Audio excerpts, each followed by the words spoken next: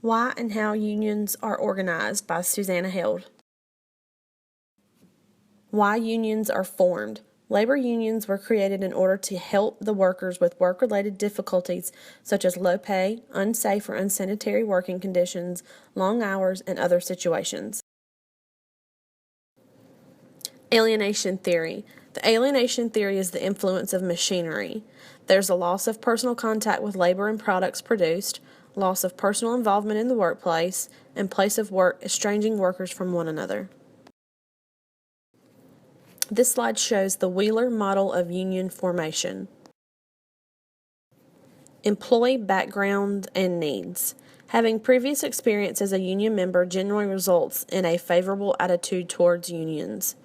Unions help satisfy the interrelated social needs of members for identity, self-esteem, and affiliation. This slide shows reasons to vote yes or no for union formation. Organizing professional employees. Professional employees provide a challenge to unions and the opportunity to increase union membership. Although unions have made great strides, debates still continue over the compatibility of unionism and professionalism. Organizing union employees. Unions' actions are: unions don't initiate organizing. It simply responds to the employee's request for assistance in organizing. They emphasize the benefits of collective bargaining and grievance procedures to relieve employee dissatisfaction and fears. The roles of union organizers are to educate. They educate a union on the benefits and protections and labor traditions. They persuade. They encourage voting for unionization. They support. They support workers' collective actions.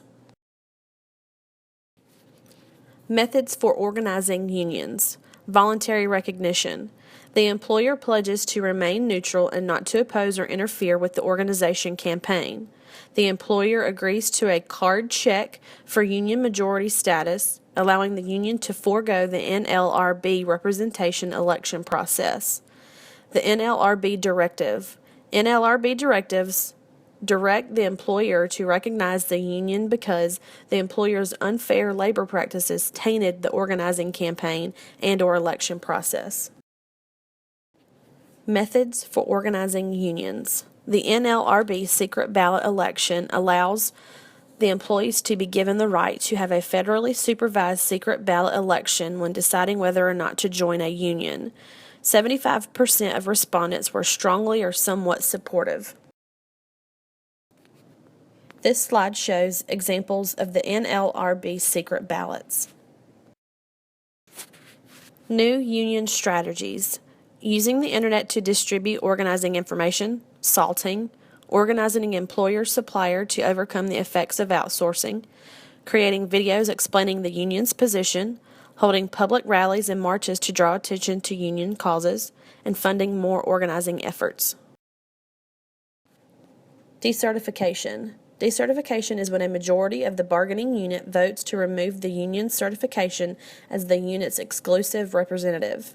Having the support of at least 30% of the unit is required to petition the NLRB for a decertification election. Reasons for decertification. Fair treatment of employees by employers. Union does a poor job of providing services to members. Inability to gain an initial labor contract, and hiring of replacement workers. This has been Why and How Unions Are Organized. Thank you.